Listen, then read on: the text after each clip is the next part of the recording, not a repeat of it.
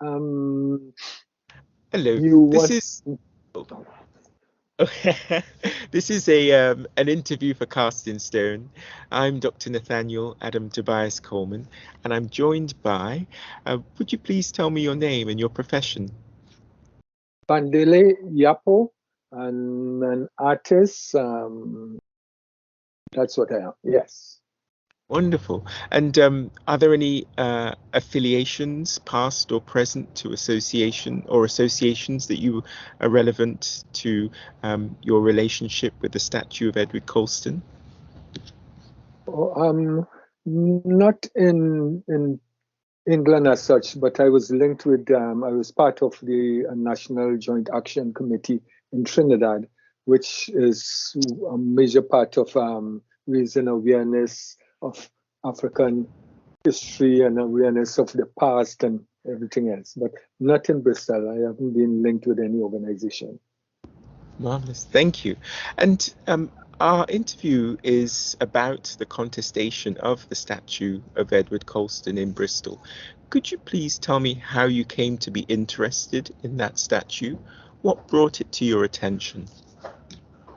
Um, I think what will might be a very good way of maybe reading. I will show you all these all these bits and pieces.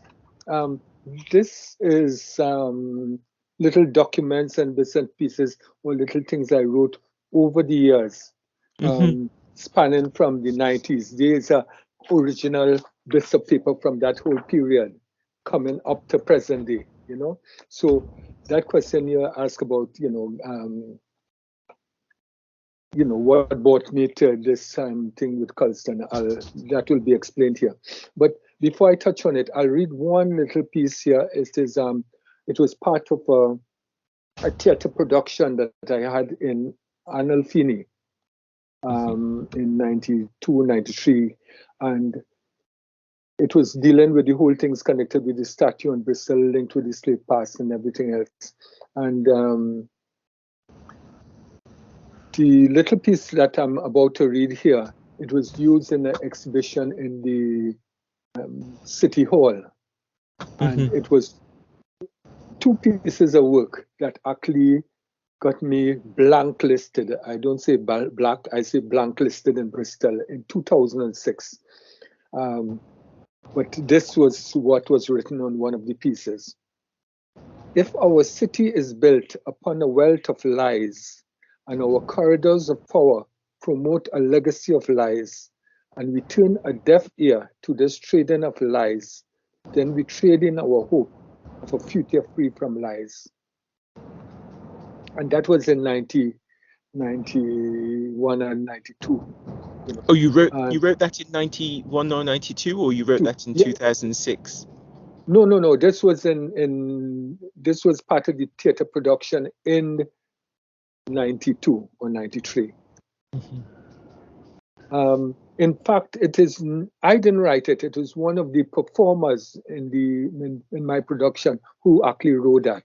Right? So we was dealing with the whole thing with Colston. Um, it was part of a production called Trophies of Empire. Right? Was one of the major kind of exhibition. But what What brought me information? to What information is still available about Trophies of Empire? Are there any recordings, or is there a yes, playtext, or yes, um, yes. There's lots connected with it, which I'll pass it on to you. Right? thank you very much. I appreciate that. Yes. So to go on with what kind of brought me to this point here, yes, I'll just read again from discolored old paper. For many years before I arrived in Bristol, there had been heated debate on whether slavery existed in the city of Bristol. The white city fathers of Bristol City, who had directly inherited the riches of the transatlantic African slave trade from their forefathers, insisted that White Ladies Road and Black Boy Hill had nothing to do with slavery. On the other hand, the black community insisted that the slave owners' wives left their servants on Black Boy Hill as they proceeded to the adjoining White Ladies Road. This argument raged on between the two groups in the community. Meanwhile, I continued to be affected by the huge statues in the city of city fathers who both sides agreed had a direct hand in the slave trade. Their wealth had basically built the city of Bristol. So why wasn't the city fathers acknowledging the lives of 20 million African lives lost in the Middle Passage, the blood that built their city, instead of wasting time arguing about a hill and a road? This became my personal quest and to change things. When did you write that? Oh my gosh, it would have dear or better yet, the, when was the conversation about White Ladies Road and Black Boy Lane? When did that happen? That conversation? Oh, that's been going on for throughout the whole maybe 70s, 80s. When I got here in 88, that was raging. You know, you're going to the black community, and they were saying, you know, the whole thing with all the black people used to be talking it. There was Oakley talking too about they think there's a graveyard in the beer pit. They was talking about Colston, and Colston was the statue. The talk was that, oh, he had nothing at all to do with slavery. Okay? So what happened is that when did black contestation of the statue of Colston begin? When did the black community start talking about the statue of Colston? They never pinpointed Colston as such. Good. It was being expressed in a kind of general way of Bristol, you know, connected with all the statues, connected with the museums, what was on, you know, what was showing there that had no relation to them. And they actually felt that they were not, and I was seeing it too, that was being treated like fools. Okay? In that, I will, let me see. I'll try and do this one really fast. No, take your time. Yeah. In 1989, I came to Bristol for the first time, having been in England and living in Bristol for just 1 year. The reason for the weekend visit was to mount Unanswered Cry, a batik painting exhibition commissioned by Amnesty International to be exhibited at the Watershed, the first venue of a UK tour. That was in 89. Right? While here for the weekend, staying on the Gloucester Road, I frequented the waterfront area, Broadmead and Park Street area. On account of the very few Black African people I met or saw on these outings, I imagined that Bristol had an almost non-existent Black community. It was with great surprise when I had to visit Bristol 1 year later that quite by chance I wandered into the St. Paul's area. There to behold was a sizable and vibrant Black community. When 1 year later, I decided to leave London and settle in neighboring Montpellier, questions started arising from my earlier visit. Why was so few Black people visible on the waterfront and Park Street area? Why did I not see Black faces when I entered the high street stores, galleries, and museums? It was then my journey began, delving into Bristol history and suddenly discovering that I had settled in one of the oldest slave trading ports in England. It was then I began to understand, and many of the questions started answering themselves. I spent time as an observer listening to both sides. The Black community claiming Black Boy Hill was a place the women left their servants when they went to shop on the White Ladies, and the invisible powers that be claiming that this was just an imagined local tale. I thought, why use all the time arguing about a hill and a road when the reality was that both sides knew that the city as a whole was largely built from the spoils of slavery and other associated trade. Wasn't it more important to acknowledge this fact and thereby put the necessary into action so that the alienated Black St. Paul's community could come forward and share and enjoy the city that the ancestors' toil and blood was shed for. So I decided to bring the voice of St. Paul's to the city via Analfini. I had expected a mainly white middle-class audience, and a dream came true when I saw the huge amount of Black faces in the audience. Many come into this venue for the first time. The people will come when they have a reason, when they are part of what is happening. This is what the city still has to learn. My observance of the TV media informed me that all the stories I saw of the St. Paul's Black community were news stories that involved drugs or problems. These stories were done in the most part by the white reporters looking for headline stories. Continually facing this type of reporting, bias reporting, had now made the Black community very wary of cameras or film crews coming into the area, especially the BBC. Meeting DJ Derek a little time before and learning of his life and passion of living and playing his music in the Black community, I thought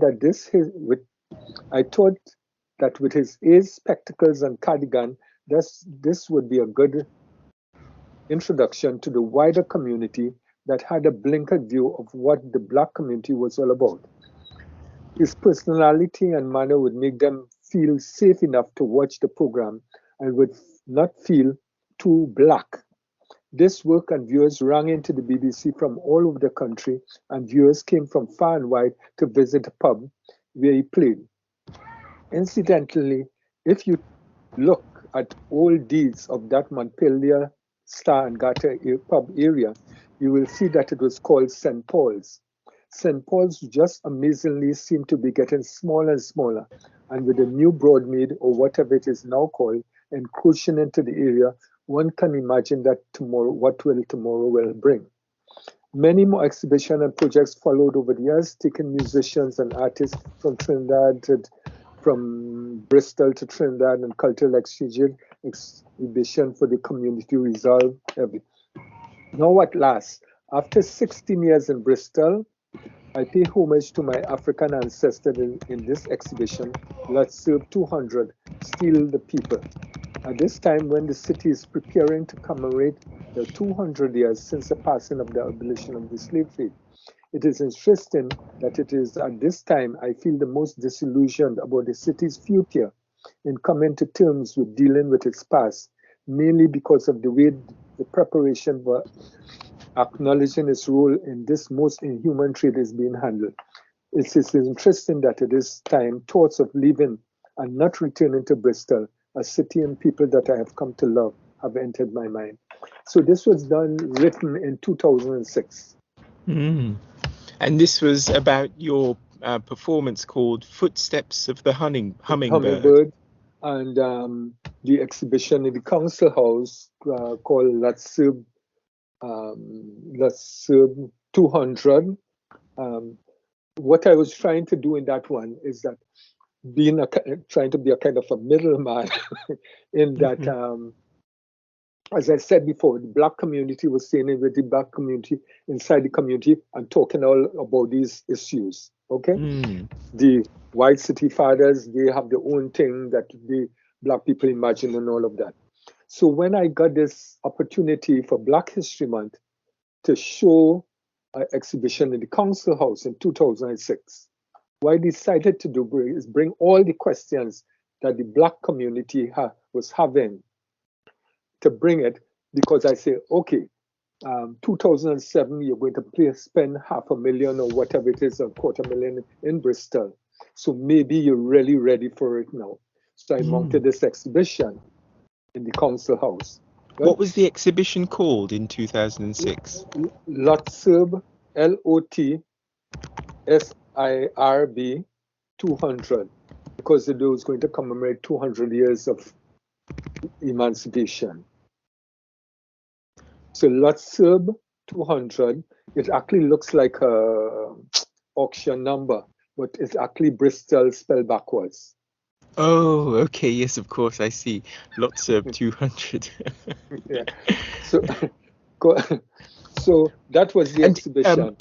if just to say, if there is anything that you have electronically about that exhibition, because I can't find anything in Google just now, would you mind share, if you're willing to share with us, would you mind sharing it? Yes, I have things with it. I'm going to show you a little something on it now. Thank you. With that exhibition, as I said, I thought there will be open to it, and what it has happened is two of the pieces they wasn't pleased with. I'm not going to say who it is and stuff like that. Are you able to Some tell me which pieces were not pleasing to those people? Yes, I will. Yes, the all right. Since I'm going to say that, I'll say just those in kind of control and stuff like that. Um, the the one of those is that where it had this one that I just read for you. One of the pictures. It was Bristol um, being held up with some pillars. Okay. Um, when I shot the picture of Bristol, I said, "Oh, good. I need to put some pillars holding up Bristol." Because it had, if our cities are built upon a wealth of lies and the corridors of power promote a legacy of lies, we turn up there, and so I went looking for some pillars, and I saw some brilliant pillars, but the lighting wasn't good for it at all. So I went further up looking, and I saw the perfect pillars, and I put those pillars onto it, and I had this attached onto it.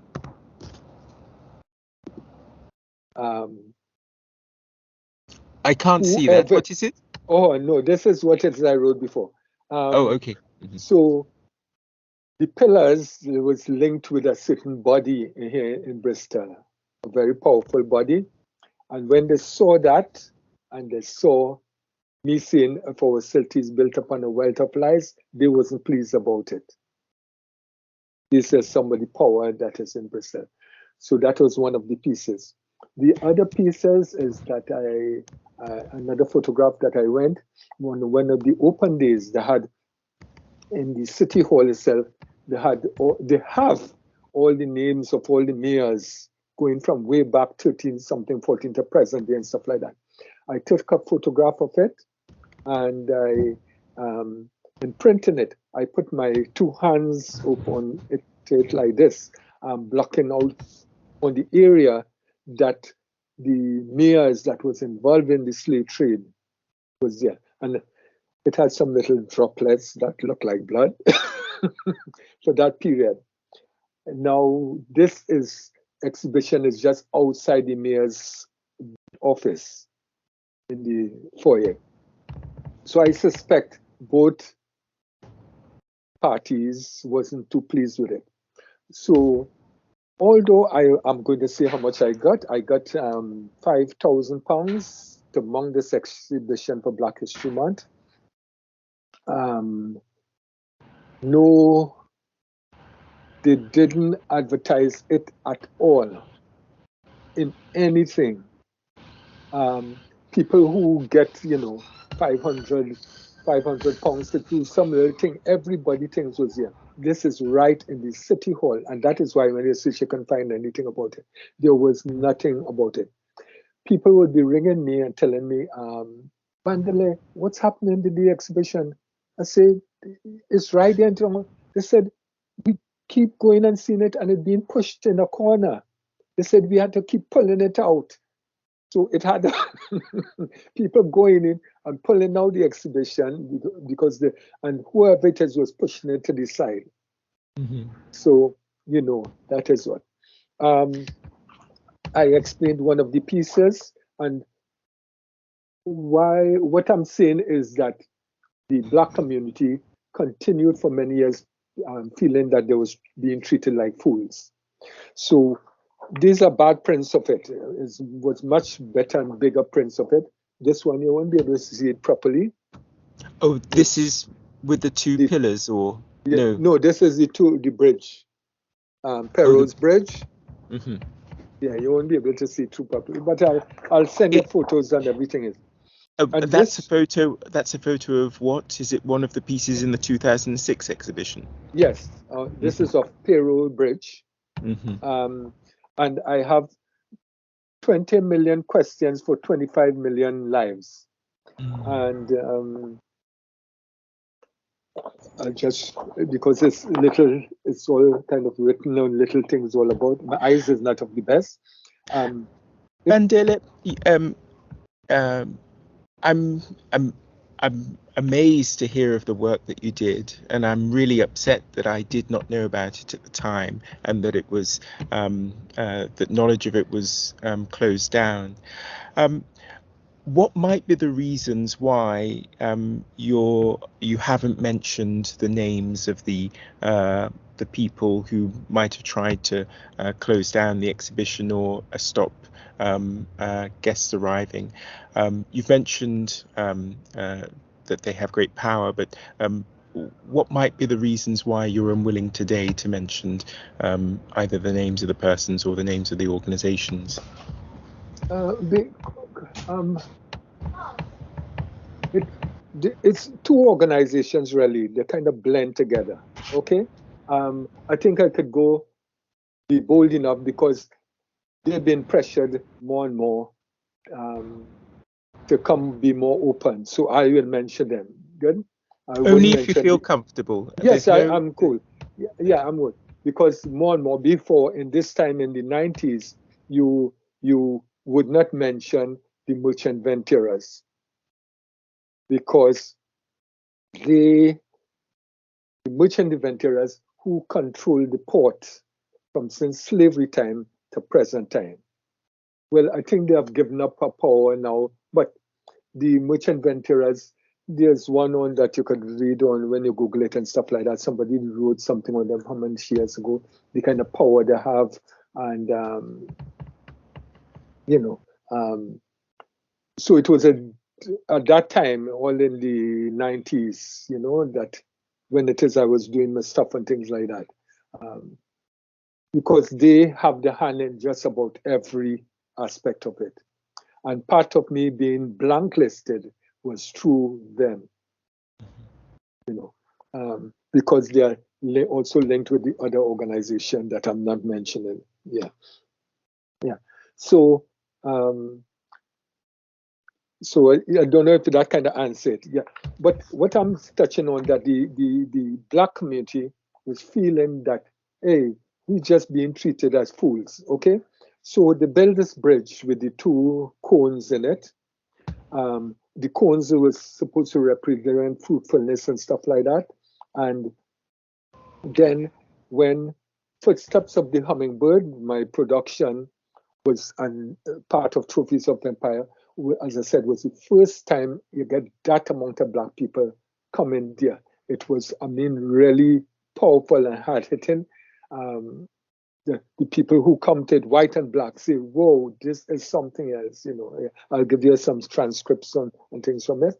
Um, so counselors came to it and everything else. And um, so it was like, oh, something need to be done. This starting to boil up on another level, on another kind of level. So, whoa, let's do some appease some people. So suddenly this bridge that was supposed to be about fruitfulness suddenly turned into payroll bridge. So the Nobody knows. please carry Go on. ahead. No, go ahead. So the bridge, you think, or the bridge, in your opinion, was offered to the city or to black folk in the city as a result of the black folk expressing interest in your exhibition? No, what I'm saying is that the bridge was a bridge that needed to be built. It was built. There was, it was the cones was about fruitfulness and everything. It's not about Pero was basically an insignificant individual. He was just working in Richmond House and nothing he did or anything like that. No, why would you take some Scipio? If you had say, oh, Scipio Africanus Bridge or whatever it is, you could choose Peru, who was just like suffer like hell. And in fact, with Peru is when they took him on a journey back to Dominica, where it is he came from. And when he see the level of suffering, he came back here and became basically alcoholic, and died, And in the Richmond House, where it is they started using, like it was almost like, oh, you know what? Other cities, look at Manchester's this, getting African Americans coming to there to see the thing with slavery. So it was not almost, it was like, hey, we can cash in on this. You understand? So let's have a slavery walk. We have into, we'll name a bridge after Peru. We'll put up a tiny little stupid plaque on the M shed, And it was like that, So what do you think is the significance of the fact that the statue of Colston was rolled from where it had been standing to Perros Bridge and thrown in the water at Perros Bridge? I don't know what was he thinking, because I was in Trinidad at the same time and the people was communicating with me. And in fact, some things I was communicating, Facebook actually shut my account for 3 hours. Because I was, telling about, hey, there's more places. So, yeah. I think when you pull it down, you got to do something with it. And you got to do something with it. And it's just like, leave it at the side of the road. They might take it up and go and put it back up, So you had to do something. So somebody must say, you know what, water, just sink it. At least you could take some, let a truck come and pick it up and, take it away right away. So I think that was, and they start heading in that direction to almost like get rid of it, Yes, you think like. Now, you've told me a lot about the artistic and the curatorial interventions that you've made over the many decades in the city. To what extent did the statue of Colston itself feature in the artworks that you produced in the 90s, the 2000s, and later, or in the exhibitions that you curated? What was the role of the statue of Colston or Edward Colston in those? In the production that was at the Nathaniel, I didn't name Colston as such, okay? Because Victoria is much more sickening what she did to Africa, Queen Victoria, than Colston. So I wouldn't focus on Colston. I would go like, hey, listener, it just hurts me up to now to look at Victoria's statue right on the top when you walk up that hill there. You understand what I mean? And knowing what it is she did, Queen Victoria to Africa. Can you just tell me what you mean when you say it hurts you to walk up the hill and look at her? Could you tell me a bit more about that? Because because she is the one who brought Africa to ruin. Slavery didn't do that. That is a kind of misconception that is deliberately, kind of spread. They have the ways of doing, just like the whole thing with the Windrush generation, which is like making everybody come, wow, want the Windrush. They don't talk about in the, like someone were talking about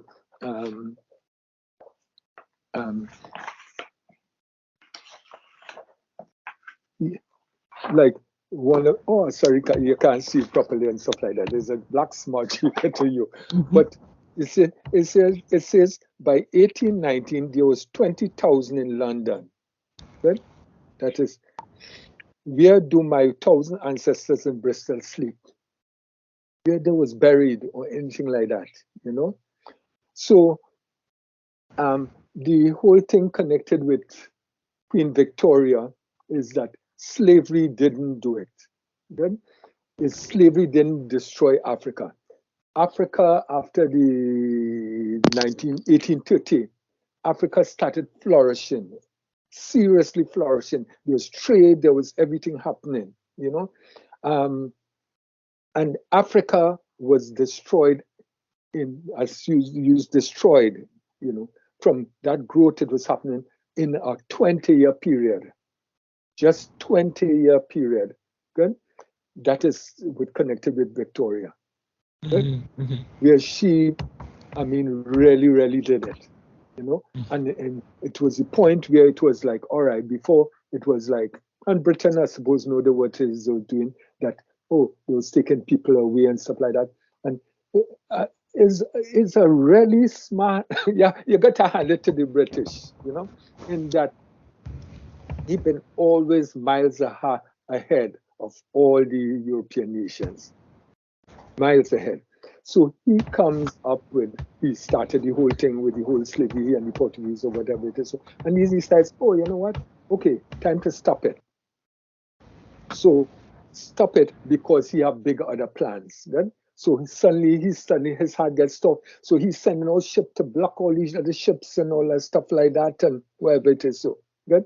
While at the same time, he was leaving the situation continue in the Americas and everything else. Right? And in the long run, it was, and Victoria, it wasn't, it shifted from stealing the people to leave the people and we'll just steal the whole country, the whole continent. You know, it was a brainstorm. It was like, wait a minute, you know, we have all of this. Let me just continue doing them and just take the place. And that is what it exactly did, you know. Just give up on stealing the people and steal the whole place. So Victoria is one that eats me big time, even more than Colston. Yeah, Colston is small fry. Thank you. This is very helpful, Bandele. You mentioned a statue other than the statue of Edward Colston, the statue of Victoria. Can I ask you about another statue other than that of Edward Colston? Yeah, before you do, before you do, let me answer what it is you asked about connected with Colston himself in my work. Okay? Yes, of course. Yeah. So this was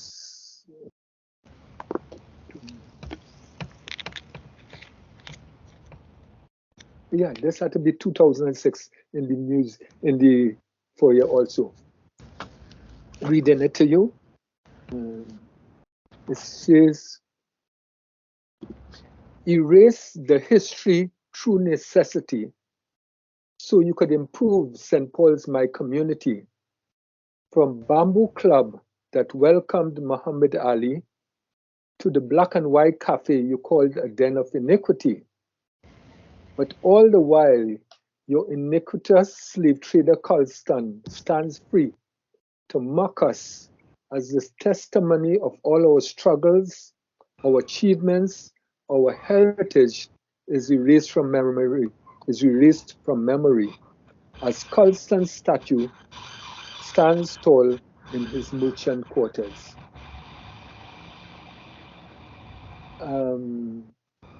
That is when they said they was going to change the town center name, and they was looking for a name, and they wanted to keep it tied so much to the whole thing of the merchants and things like that, and they were going to call it the merchant quarters. That was in 2006. This one, if I did this in 2006, it was before, yeah, maybe 2005 or something like that. And the black community started kicking up and saying, no.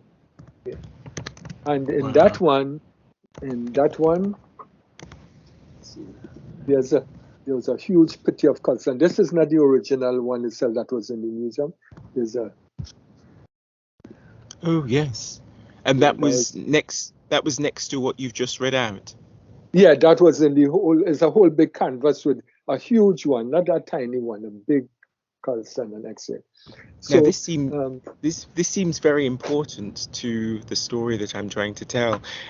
Is there any publicly available text or publicly available representation of what you showed that we might be able to use? Or perhaps could we negotiate with you the use of the text and the image? Yes, sure, no problem at all with that. We can have that negotiation afterwards. Yes, yeah, fine, no problem. What felt really, really good, I think, where did I have it? In the Spyglass. It was a small cafe type place. Oh, down on the water, on the docks and stuff like that. Bristol Radical History Group had an exhibition. There's some information on that one that you'll find it. Um, um, Google with Bandele when they interview him and say, I'm a troublemaker. And they enjoy putting that into the. Okay. And, So you've told me and, about the statue. Oh, go on, you were going to say? What was really, when artists do work and stuff like that, and see the impact with some people. And that Marge Dresser, she came and she was watching it, and she was really, really blown with that piece, and took photos of it and things like that, yeah. And the Which Black piece? community, this same one with connected with Colston. And what was it called? I didn't have names set. It just had it written, erase the history through necessity so you could improve St. Paul's, my community. And because that is what was happening, written, and because they was calling the Black and White Cafe drug, it's only a drug place and things like that. And yes, Colston statue was standing there strong, So it was always, a part of my work itself, It have other things I'll have to look and search, that would have come into play, Thank you. Culture. Now, I've asked you about, you've told me about Queen Victoria, the statue of Queen Victoria. Could you tell me a little about a statue that's nearby the statue of Edward Colston, the statue of Edmund Burke? What contestation has there been in Bristol of that statue? What relationship does that statue have to the statue of Edward Colston, if any?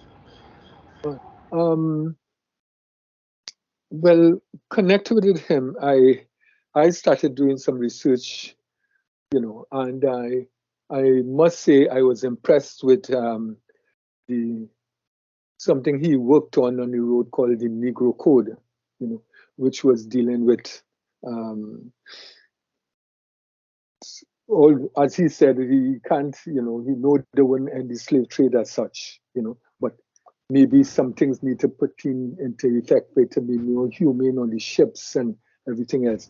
And it was a massive document, and I just was impressed that somebody took that time to write that, yeah. But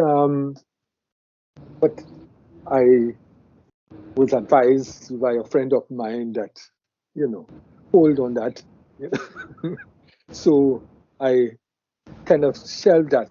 But what's important, and I think maybe this is an important part of it, he was seen as an abolitionist because he was linked with, what's her name? That major name woman, and brain not hitting it right now, So, but he was seen as an abolitionist in a kind of a way, if you call it that. And now I can't say anybody, because while I was working on researching it, just about asking people, nobody knew what that statue was, who he was or anything. They knew Colston, but they had no idea at all about that other one, So who it was. So it had no impact on the community, where, what that stood for, yeah. White or black, everybody, just like, oh, that was all it did, But it is when I started looking at the dates on different things connected with it, I realized that there've been a bit of a war going on in Bristol for quite a long time, going back how much 100 years, between the abolitionists and the Colston supporters. And present day now, that is absolutely nothing new, because let me see. I'll try to see if I get it right in one go.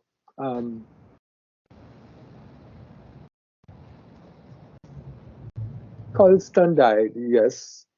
I can't remember the date or whatever it is, if it's 100 years or whatever it is. at what date ever it is Colston died. Then Burke came on the scene, which is nearly 18 years after or something like that. And he did what he had to do.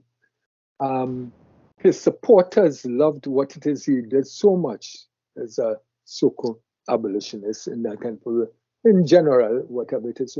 So they went and put up a statue to him, to Burke. If you go and look at the dates on it, Columbus, same thing. Colston, who had died 100 years or so, right? Nothing was put up to Colston. When that one of this, let's call him abolitionists so we could get the battle right. When the statue of this abolitionist went up, Colston people immediately went now and started raise money to put up one for Colston. So that was the battle between the abolitionists and the pro-slavery people, and that battle has continued from that how much 100 years ago up to the present day. Right? The pro Colston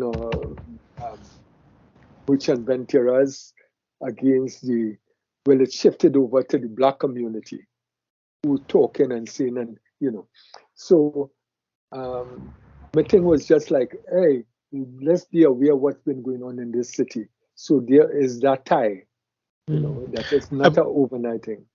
And what does the statue of Edmund Burke mean to abolitionists in Bristol today, or to the black community or black communities in Bristol today? I don't think. I think maybe my work might have highlighted some aspect of Burke, but I never know anybody talking about Burke and stuff like that, because of also it had some statements or whatever it is you wrote connected with the Irish Revolution, which don't sit too pretty. So it's a controversial kind of figure and what you represent, So I don't think anybody showing praises or anything on him as such, So yeah. Now, as an artist, how do you feel about the statue of Edward Colston? Is there anything wrong or inadequate or displeasing about the statue? Is it possible to separate the technical, artistic parts of the statue from of your criticism from the ethical parts of your criticism? Can a statue be great art but ethically unacceptable?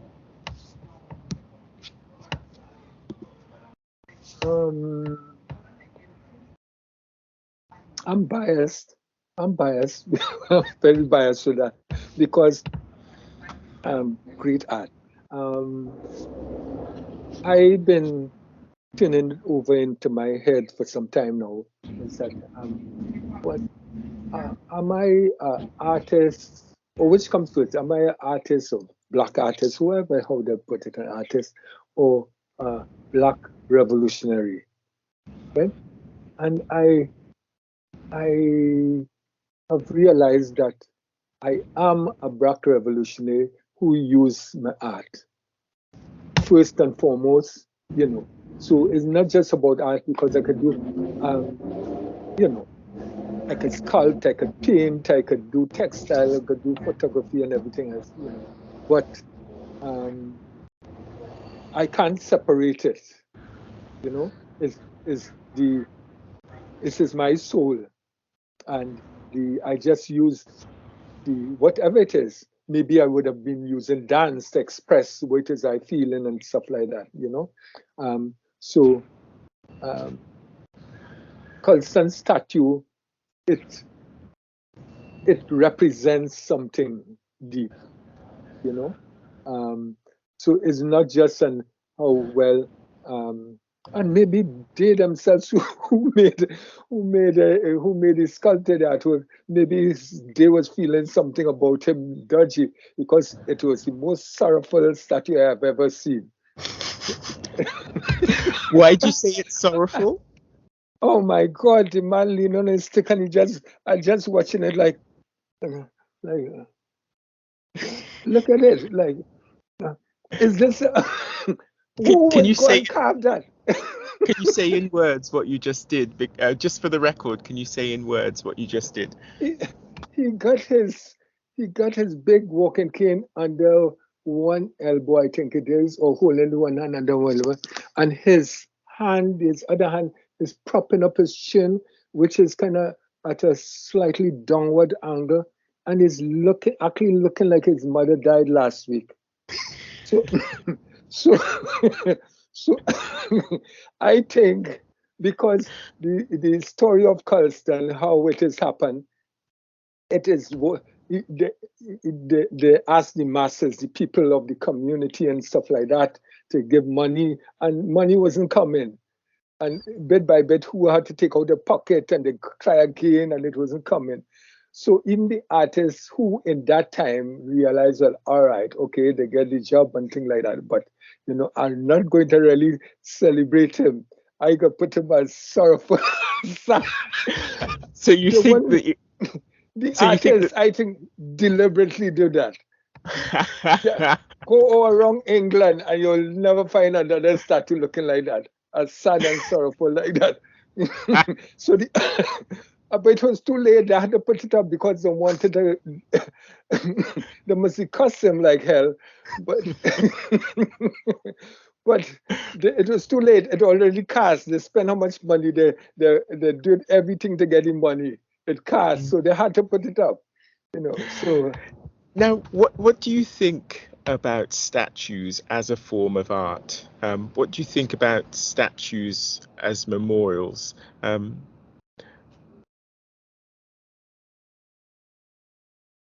um, statues as memorial. Um, I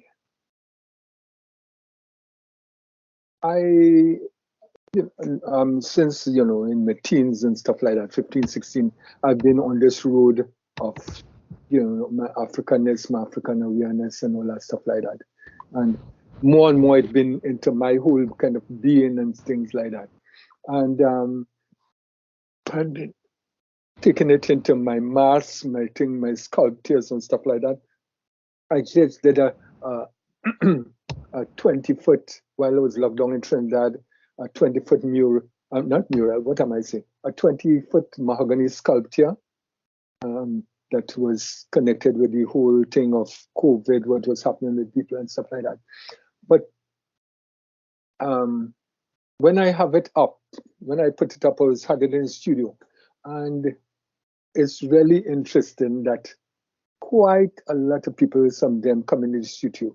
This is standing 10, 12 foot tall, it's in your face. And most of the people actually pretend they didn't see it. So I could count on one hand, how much people actually walk up to it and look at it, or talk about it. Because it feels like it's a shrine or something. Like, it's something deep, It's not just a carving that went up, the carved this thing and, you know. So my work and what is able to create and stuff like that comes from like a African perspective, where it have all the fancy masks, not fancy masks that they make, but it's not like on a wall or anything like that. It have a purpose, it functions, it's real, so putting up a statue in that kind of a way, I don't say noted because that is from a Western, um, and I'm not here to judge them, their world and what it is they do. So yes, if that is their world because they've been doing that for how long, and they, it is a kind of, well, it's two very different kind of worlds. One is very material, one is very spiritual. African very spiritual, West is very material. And the West, they take it and put it there. African, when it carved and is tall, is not a statue. people had to go and do things with it, to touch it on boil libation and everything else. Same thing with the galleries, and artwork and stuff like that. And I've shied away from art galleries in that way of doing my work in art galleries for how long, because that is not what my art is all about. So my art been in museums where people could come, relate to it in a different kind of way, not like it's in a gallery for sale and put up, that kind of way. So I do not judge the West with their way of what it is, what they put up. That is them. They've been material, they deals with material thing in a very different way, and I wasn't sent here to judge them, but I know what it is I do and what it is all about, where it's coming from. You mentioned African spirituality, and that brings me on to Black Lives Matter. It was a Black Lives Matter protest during which the statue of Edward Colston was toppled. And you've mentioned some black contestations previous to 2020 as well.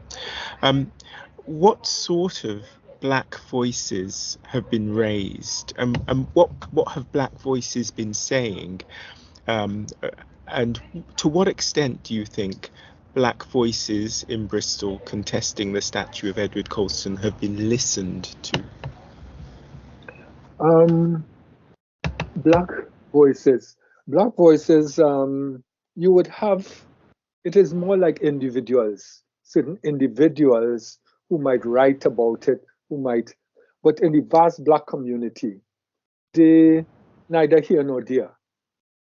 Good with it, where they stand, where they fall, whether they leave it up or anything. That on the street, that is what it is. It's no thing to them, because they have bigger things to think about. They have bigger things to think about, and that the disrespect that the city have for them, which is what I was going to show you with some of these artwork that I brought to the town center, City Hall. Good. Mm-hmm. This one, where nobody's listened to them to say at no point. This one where I said in 1819 there was 20,000 African black people on the streets of London. Good. This is after the American War and whatever it is. So, and they needed to get rid of them. That's how they shipped them off and ship them out Sierra Leone or Freetown or wherever. And then when the Windrush come, they say, "Oh, black people is here." We forget completely who was there before, And it's just been happening all the time. If as such, okay, I shift in a little bit with it. If as such, in Portugal in the 16th century, 1 in every 5 people, I think it was black. It didn't have black in those days, so it was African. Good? And that is in Portugal.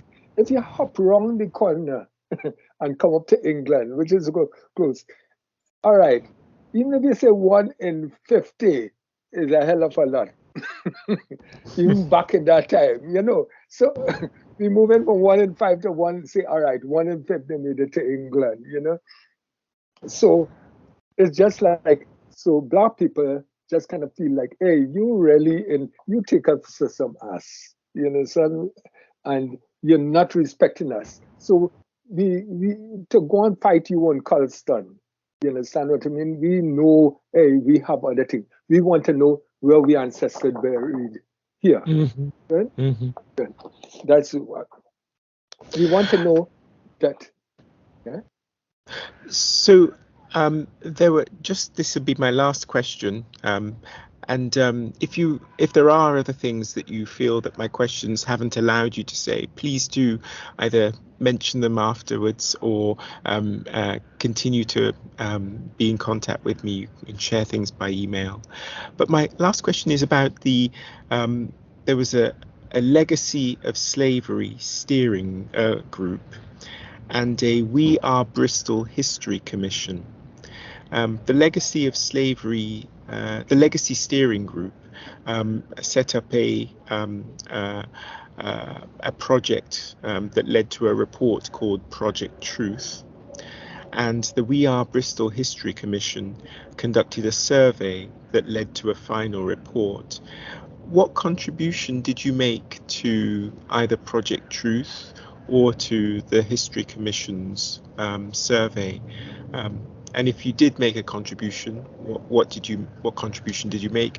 If you didn't make a contribution, why did you not make a contribution? You mentioned legacy. That was legacy was, I know they got for the big 200 years, there was a 250,000 or something like that. And then next year after, that was the legacy, wasn't it? 2008 or something like that. The Legacy Steering Group was set up by Deputy Mayor Asher Craig, and it was run by Black Southwest Network, and Project Truth was conducted by Cleo Lake. The We Are Bristol History Commission was commissioned by the Mayor, Marvin Rees, and it was led by Professor Tim Cole, and it produced the M-Shed exhibition on Colston and a survey about Edward Colston. What contribution did you make to either of those two? I'm not sure, but what it is I do know is that in 2000, as I said, all right, for you to understand where I'm coming from, 2006 was my exhibition in the Town City Hall, okay, before 2007, okay, which they wasn't pleased with. In 2007, it had a 250,000 or 500,000 or whatever it is, so given for projects. I put in a proposal, amazing one, what it is I was going to do for it.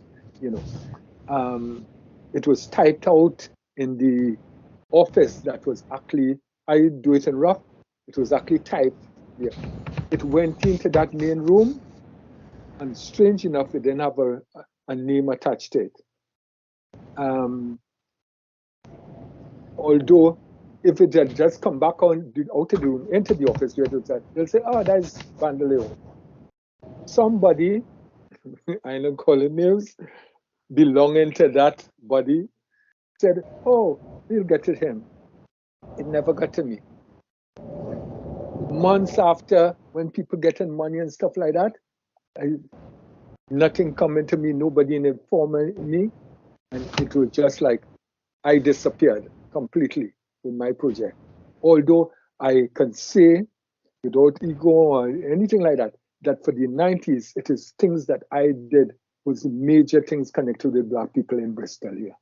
Right? In terms of exhibitions, shows, whatever it is. Yeah. I disappeared completely out of that.